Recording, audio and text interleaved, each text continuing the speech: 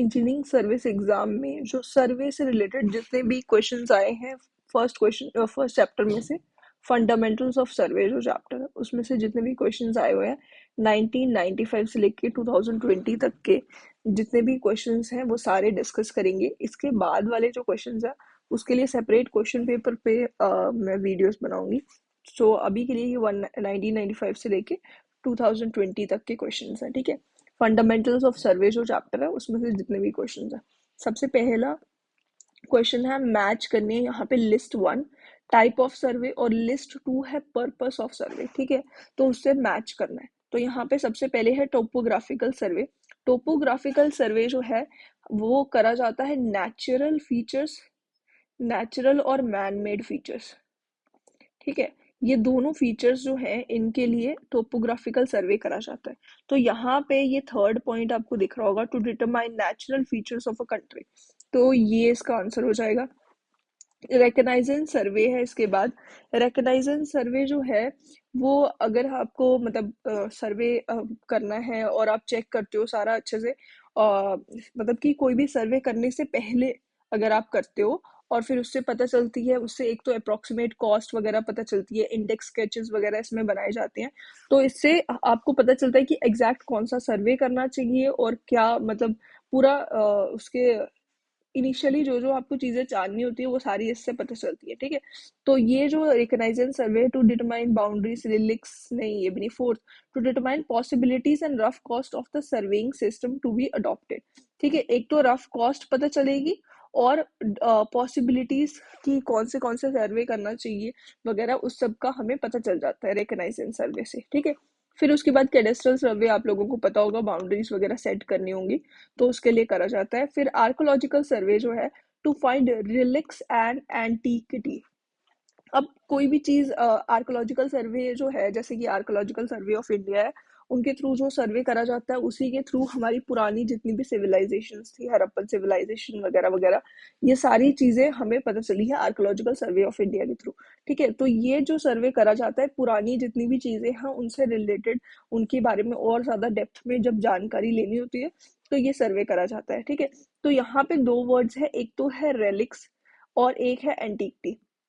अब एंटीकटी जो है या फिर एंटीक वर्ड है वो किसी पुरानी चीज को हम लोग बोल देते हैं। एग्जैक्टली जो एंटीकटी वर्ड है इसका मीनिंग होता है बिफोर द मिडल एरा, ठीक है। तो मिडिल एज से पहले का जो टाइम था उसको एंटीकटी बोला जाता है, ठीक है। और रेलिक्स होगी जो हमारी पुरानी जितनी भी चीजें होती हैं उसको आप रेलिक्स बोल सकते हो।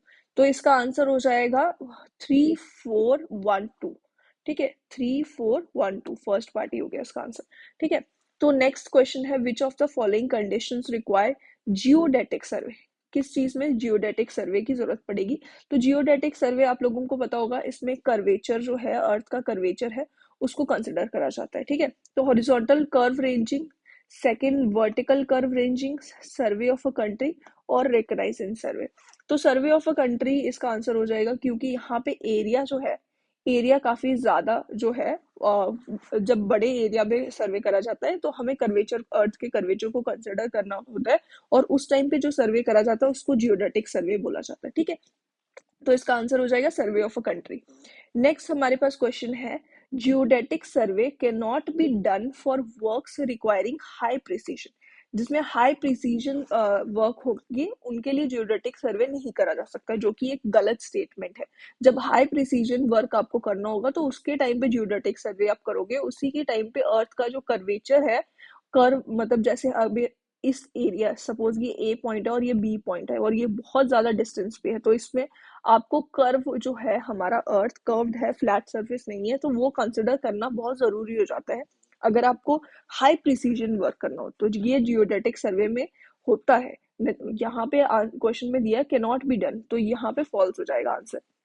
नेक्स्ट क्वेश्चन है नेक्स्ट इसका स्टेटमेंट है कि the curvature of earth is accounted for measurements in the geodetic survey, जो कि हम काफी टाइम से मैं बता ही रही हूँ कि कर्वेचर जो है आपको कंसिडर करना होता है जियोडेटिक सर्वे में, जो कि ट्रू स्टेटमेंट हो जाती है। अब जो ये स्टेटमेंट बेस्ड क्वेश्चन होते हैं ना, ईएससी से रिलेटेड, इंजीनियरिंग सर्विस एग्जाम से रिलेटेड, तो इसमें इसका ऑप्शंस क्या होती है, फर्स्ट ऑप्शन, सेकंड, थर्ड और फोर्थ। इसमें ऑप्शन क्या होता है कि फर्स्ट स्टेटमेंट सही है, सेकंड स्टेटमेंट भी सही है, यहाँ पे होता है सेकंड स्टेटमेंट सही हो और ये वाली फर्स्ट और सेकंड दोनों स्टेटमेंट सही है। ठीक है, अब इसमें यहाँ पे क्या डिफरेंस होता है कि फर्स्ट वाली स्टेटमेंट जो है वो सेकंड स्टेटमेंट का रीजन है। ठीक है, सेकंड स्टेटमेंट जो है वो फर्स्ट वाली स्टेटमेंट का रीजन है। ये दोनों ही सही है और एक दूसरे का मतलब रीजन भी है। और यहाँ पे सेकंड जो होती है इसका मतलब होता है कि सेकंड स्टेटमेंट जो है वो भी इंडिविजुअली सही है, फर्स्ट वाली भी सही है, लेकिन सेकंड जो है वो फर्स्ट का रीजन नहीं है। ठीक है, ये असर्शन रीजन की तरह होती है। ठीक है, तो ये जो सेकंड स्टेटमेंट है यहाँ पे हम देख सकते हैं, यहाँ पे रीजन और ये दोनों ट्रू नहीं है, इसलिए फर्स्ट और सेकंड में से कोई भी एक आंसर नहीं होगा। और दूसरा थर्ड क्वेश्चन, थर्ड इसमें जो पार्ट होता है उसमें ये होता है कि ये फर्स्ट वाली स्टेटमेंट सही है और सेकंड गलत है। और यहाँ पे फोर्थ पार्ट में होता है कि फर्स्ट स्टेटमेंट फॉल्स है, सेकंड स्टेटमेंट ट्रू है। ठीक है, रीजन वगैरह की यहाँ पे बात ही नहीं आती है। तो हमारे जो क्वेश्चन है इसमें हम देख सकते हैं फर्स्ट फॉल्स है, सेकंड ट्रू है, तो हमारा फोर्थ पार्ट इसका आंसर हो जाएगा। ठीक है, डी पार्ट हो जाएगा या फिर फोर्थ पार्ट जो है इसका आंसर हो जाएगा। ठीक है, नेक्स्ट क्वेश्चन है recognising survey for determining feasibility and estimation of schemes fall under classification based on, ये किस चीज के अंडर फॉल करता है, मतलब कौन सी क्लासिफिकेशन में आता है। अगर हमें सर्वे टाइप ऑफ सर्वे अगर हम देखते हैं तो टाइप ऑफ सर्वे किसी चीज पे बेस्ड होता है, जैसे इंस्ट्रूमेंट जो है उसके टाइप पे बेस्ड होगा, या फिर ऑब्जेक्टिव क्या इसका आपका स्टेट सर्वे करने का ऑब्जेक्टिव क्या है उस पे बेस्ड होते हैं, या फिर nature of the field of सर्वे उस पे बेस्ड होता है, जैसे लैंड पे कर रहे हो, वाटर में कर रहे हो, एयर में कर रहे हो, तो उसके लिए डिफरेंट क्लासिफिकेशन होती है। ठीक है, तो उस वे में ये कौन सी क्लासिफिकेशन के अंडर फॉल करता है, तो ये ऑब्जेक्टिव ऑफ सर्वे पे फॉल करता है, क्योंकि हमें इसमें ये हमारा ऑब्जेक्टिव होता है कि हमने सर्वे करने से पहले एक तरह से उसका मुआयना करना है उस जगह का और उसको अच्छे से समझना है।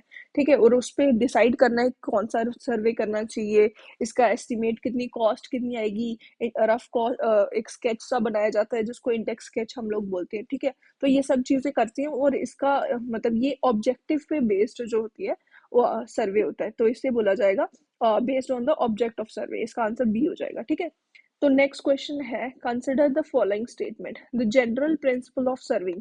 अब ये जनरल प्रिंसिपल ऑफ सर्विंग जो है बहुत इजी सा है, बट ये बहुत ज्यादा पूछा जाता है। ठीक है, तो यहाँ पे सबसे पहला स्टेटमेंट है कि to work from part to whole, ये आपको ध्यान से पढ़ना है। कई बार हम जल्दी जल्दी में होल टू पार्ट ही पढ़ लेते हैं, सामने लिखा होता है पार्ट टू होल फिर भी हम होल टू पार्ट पढ़ते हैं। ठीक है, तो यहाँ पे ये क्वेश्चन में लिखा हुआ पार्ट टू होल, जो कि एक गलत स्टेटमेंट है। ठीक है, और सेकंड जो स्टेटमेंट है to locate a new station, एक न्यू स्टेशन को लोकेट करना by measurements from at least to two fixed references, दो फिक्स्ड रेफरेंसेस से हमें न्यू स्टेशन को लोकेट करना है, एंड एस्टेब्लिश और दो पॉइंट्स जो कि ऑलरेडी इस्टेब्लिश्ड है एंड और आइडेंटिफाइबल। ठीक है, तो ये स्टेटमेंट सही हो जाता है, दो रेफरेंस पॉइंट की हेल्प से ही हम एक नया स्टेशन जो है, यहाँ पे ट्रू लिखना था मुझे, ये ट्रू हो जाता है क्योंकि ये दो रेफरेंस पॉइंट होंगे जिसकी हेल्प से हम एक नया स्टेशन आइडेंटिफाई करते हैं। ये दो प्रिंसिपल्स है और यहाँ पे ये आ जाएगा whole to part, working from whole to part. ठीक है, और इससे क्या होता है प्रिवेंशन ऑफ एरर, एरर की एक्यूमुलेशन को हम प्रिवेंट कर सकते हैं, मतलब एरर जो होगा वो इकट्ठा होते जाएगा, एक्यूमुलेट होके मतलब बहुत ज्यादा नहीं होगा, तो वो जहाँ पे होगा वहीं पे रहेगा, बहुत ज्यादा बढ़ेगा नहीं। ठीक है, तो ये हो जाती है, तो इसका आंसर हो जाएगा सेकंड स्टेटमेंट ओनली। ठीक है, तो ये सिर्फ सही है, बाकी गलत है। नेक्स्ट क्वेश्चन हमारे पास है working from whole to part, फिर से वही आ गया, working from whole to part, अभी इन्होंने स्टेटमेंट सही लिखी हुई है, is followed as the fundamental principle of survey so as to, क्यों ये working from whole to part क्यों करी जाती है होल से पार्ट में, डिस्ट्रीब्यूट द एरर, एरर को डिस्ट्रीब्यूट करने के लिए करा जाता है, नहीं बिल्कुल भी नहीं। ठीक है, improve ease of working, ease of working मतलब काम हम इजीली कर पाए उसके लिए होता है, नहीं बिल्कुल भी नहीं, ये भी नहीं है इसका reason. Prevent accumulation of error, error जो है वो एक्यूमुलेट होके इकट्ठा हो के बहुत ज्यादा ना हो जाए उसके लिए ये करा जाता है, ये बिल्कुल सही स्टेटमेंट है। कंपनसेट एरर इन अ वे, एक तरीके से एरर को कंपनसेट करने की कोशिश करी जाती है, ये भी सही स्टेटमेंट है। Refer to a common datum से मीन सी लेवल, कोई ऐसा कॉमन डेटम से रिलेटेड कुछ भी रीजन नहीं होता इसका, तो ये इसके आंसर हो जाएगा 3 एंड 4 ओनली। ठीक है, नेक्स्ट हमारे पास क्वेश्चन है, फिर से ये फंडामेंटल प्रिंसिपल भी है, the fundamental principle of surveying is to work from whole to part. फिर से होल टू पार्ट इन्होंने लिखा है, ये सही स्टेटमेंट हो जाएगा, ठीक है। Working from whole to part ensures prevention of accumulation of possible errors in survey over large area। ये भी अभी अभी हमने जाना है, यही इसका ट्रू रीजन भी है और ये सही भी है। तो फर्स्ट जैसे हमने पहले डिस्कस करा था, स्टेटमेंट्स वाले क्वेश्चन के ऑप्शंस जो है फर्स्ट और सेकंड जो है उसमें दोनों ही ट्रू होते हैं, फर्स्ट भी ट्रू सेकंड भी ट्रू, ठीक है, दोनों स्टेटमेंट ट्रू। लेकिन इस वाले केस में, फर्स्ट केस में जो सेकंड स्टेटमेंट होती है वो फर्स्ट का रीजन होती है, फर्स्ट स्टेटमेंट का ये रीजन है क्यों यहाँ पे ये फंडामेंटल प्रिंसिपल ऑफ सर्वे जो है ये है working from whole to part. क्यों करते हैं हम होल टू पार्ट? ताकि एक्यूमुलेशन ऑफ एरर जो है उसको प्रिवेंट करा जा सके। तो ये इसका रीजन है, सेकंड स्टेटमेंट जो है वो फर्स्ट का रीजन है, इसीलिए इसका आंसर ए पार्ट ही हो जाएगा, यानी कि वन जो फर्स्ट पार्ट है वही इसका आंसर हो जाएगा, ठीक है। तो ये सेकंड वाला स्टेटमेंट होता है कि ये दोनों इंडिविजुअली ट्रू है पर एक दूसरे पे डिपेंडेंट बिल्कुल भी नहीं है। और थर्ड हो जाना था यहाँ पे, ये फर्स्ट ट्रू है सेकंड फॉल्स है, फिर उसके बाद फर्स्ट फॉल्स है सेकंड ट्रू है, ये हो जाने थे ऑप्शंस, यहाँ पे हमारा ए ही पार्ट आंसर हो जाएगा, ठीक है। नेक्स्ट हमारे पास क्वेश्चन है, a scale of 1 inch is equals to 50 feet is mentioned on an old map which is corresponding equivalent scale. अब इसका करस्पॉन्डिंग इक्विवेलेंट स्केल क्या हो जाएगा? यहाँ पे 1 inch is equals to 50 feet दिया हुआ है, ठीक है। तो पहले तो 1 feet is equals to 12 inch होता है, ठीक है। ये बिल्कुल ही इजीली आपको मैं बता रही हूँ, इससे क्या होगा, ये 1 इंच आ गया इज इक्वल्स टू 50 × 12 इंच हो जाएगा, ठीक है। अब यहाँ से आप रिप्रेजेंटेटिव फ्रैक्शन इसकी निकाल सकते हो, 1/50 × 12 जो कि हो जाएगा 1/600। अब यहाँ पे ऊपर और नीचे दोनों सेंटीमीटर सेंटीमीटर अगर आप लिख दो तो ये हो जाएगा, अगर अब इसको हम लिखें 1 centimetre is equals to 6 metre, इस तरीके से हम लिख सकते हैं, तो हमारा आंसर बी हो जाएगा, ठीक है। तो इस तरीके से आप कर सकते हो, जो कि सबसे इजी वाला हो गया। या फिर 1 इंच जो है, यहाँ पे 1 इंच जो है वो कितना सेंटीमीटर होता है? ये होता है 2.54 सेंटीमीटर, ये भी आपको याद रखना है, ठीक है। और फीट वाली चीज तो याद रखनी ही है, ठीक है, ये भी कर सकते हो। और इसके साथ साथ 1 feet is equals to 0.308 metre, ठीक है, कुछ इतना मीटर होता है ये। तो ये भी आप याद रख सकते हो, अगर इसको सॉल्व करना चाहो, अगर कहीं और कोई यहाँ ये वाली चीज से ज्यादा इजी हो जाता है क्वेश्चन, तो आप उसको वहां पे ये चीज यूज कर सकते हो, ठीक है। तो नेक्स्ट पार्ट हमारे पास है, which of the following statement is correct. अब इसमें से कौन सी करेक्ट स्टेटमेंट है? ये वर्नियर पे स्टेटमेंट्स है। In a retrograde vernier n-1 divisions on the primary scale are divided into n divisions on the vernier scale। यहाँ पे हम एक स्केल ड्रॉ करते हैं, यहाँ पे इन्होंने दिया हुआ है कि n-1 divisions on the primary scale. सबसे पहले हम ये जान लेते हैं कि रेट्रोग्रेड वर्नियर में एक्चुअल में होता क्या है। रेट्रोग्रेड वर्नियर जो है उसमें जो वर्नियर है, ऊपर वाली साइड में वर्नियर दिखाऊंगी और नीचे वाली साइड मेन स्केल दिखाऊंगी। जो वर्नियर की डिविजन्स होती है ना, मतलब वर्नियर की एक डिवीजन जो होती है वो मेन स्केल की डिवीजन से बड़ी होती है, ठीक है। रेट्रोग्रेड वर्नियर जो है उसमें बड़ी होती है डिवीजन, ये वाली एक डिवीजन हम देखेंगे ये बड़ी है और ये छोटी है। और अगर हम इसी से एक स्केल बनाएंगे तो यहाँ पे नीचे वाली साइड आपको ज्यादा डिविजन्स दिखाई दे रही है और ऊपर वाली साइड कम डिविजन्स दिखाई दे रही है। सपोज हमने नीचे वाली साइड n+1 डिविजन्स बनाई है और यहाँ पे ऊपर n डिविजन्स बनाई है, इस तरीके से लिख सकते हो। या फिर आप लिख सकते हो कि ऊपर वाली साइड हमारे पास n-1 डिविजन है और नीचे वाली साइड n डिविजन है। अगर आप इस तरीके से भी देखोगे तो ये n-1 division of the vernier scale is equals to n division of the main scale हो जाता है, ठीक है। तो यहाँ पे दिया हुआ है n-1 division of the primary scale. Primary scale की are divided into n divisions of the vernier scale, मतलब कि प्राइमरी स्केल की कम डिविजन्स जो है वो वर्नियर स्केल की ज्यादा डिविजन्स के बराबर है। जबकि यहाँ पे हम देखें प्राइमरी स्केल की ज्यादा डिविजन्स जो है वो वर्नियर स्केल की कम डिविजन्स के बराबर है। मतलब एक डिवीजन कम कर लो या दो तीन, जितनी भी आपकी मर्जी है, मतलब आपको ये समझना है कि यहाँ पे नंबर ऑफ डिविजन्स कम आएंगी और यहाँ पे ज्यादा आएंगी, ठीक है।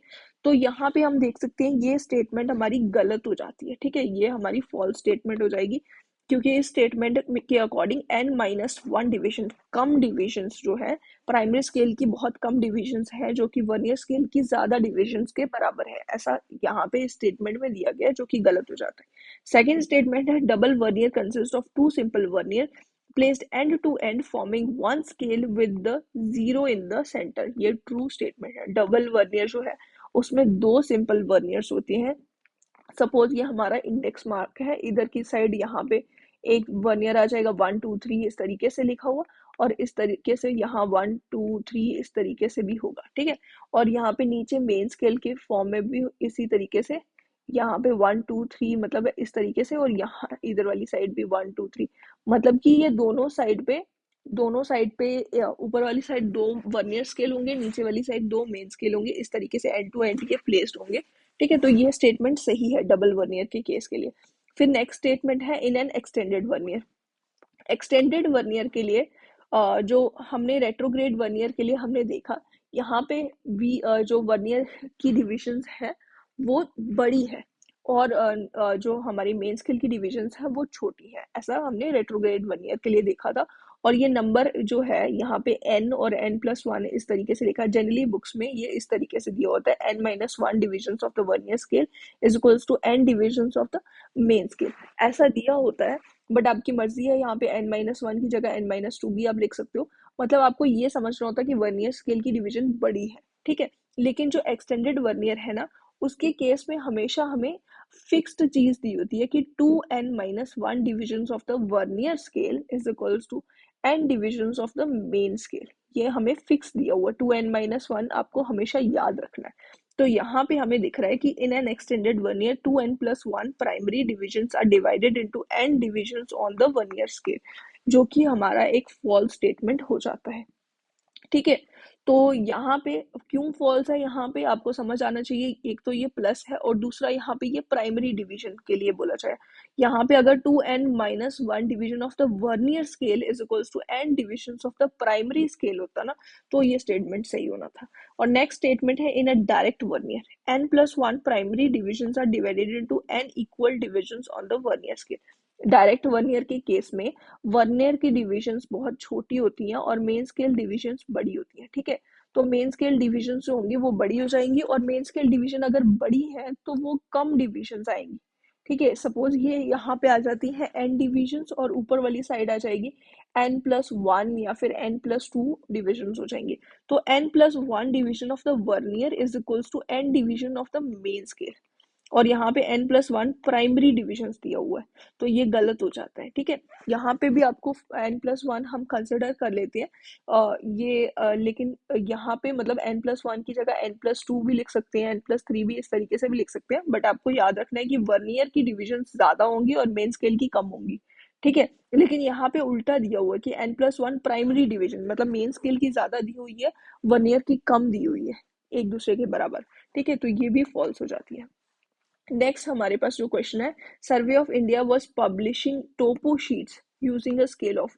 टोपो शीट्स जो सर्वे ऑफ इंडिया ने पब्लिश करी है, और वो किस स्केल के हेल्प से यूज करी है, मतलब उसका स्केल क्या था उस टोपो शीट्स का, तो उसका स्केल था 1/550,000, ठीक है। ये इसका आंसर था, तो ये इसका स्केल यूज करा था। नेक्स्ट क्वेश्चन हमारा है, which of the following vernier is employed in Abney level. Abney level में कौन सा वर्नियर लगा होता है, एबने लेवल में होता है एक्सटेंडेड वर्नियर। एक्सटेंडेड वर्नियर जो है उसके आपको हमेशा ये बात याद रखनी है, 2n-1 division of the vernier is equals to n division of the main scale, ठीक है। तो ये चीज याद रखनी है। और दूसरा एक्सटेंडेड वर्नियर जो है वो एस्ट्रोनॉमिकल ऑब्जर्वेशन के लिए सही रहता है, ठीक है। यहाँ पे एबने लेवल जो है वो एस्ट्रोनॉमिकल ऑब्जर्वेशन के लिए यूज होता है, जिसमें एक्सटेंडेड वर्नियर होता है, ठीक है।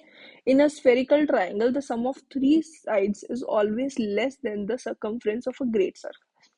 अब यहाँ पे जो है दो स्टेटमेंट्स दिए, एक असर्शन है और एक उसका रीजन है, ऐसा दिया गया है। तो यहाँ पे एक स्फेरिकल ट्राइंगल की बात करी जा रही है।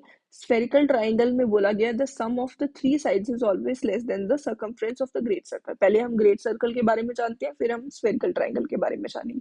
तो हमारा जो अर्थ है उसको इक्वली इस तरीके से एक सर्कल ड्रॉ करा जाए जो दोनों इक्वल पार्ट्स में उसको डिवाइड कर दे, ठीक है। पूरा इस तरीके से उसके पूरी सरकमफ्रेंस पे पूरा एक सर्कल बनाया जाए जो कि दोनों साइड्स को इक्वली डिवाइड कर दे, तो उस पूरे सर्कल को हम बोलेंगे ग्रेट सर्कल। ठीक है, तो इसको हम कहीं पे भी ड्रॉ कर सकते हैं, इस तरीके से भी ड्रॉ कर सकते हैं।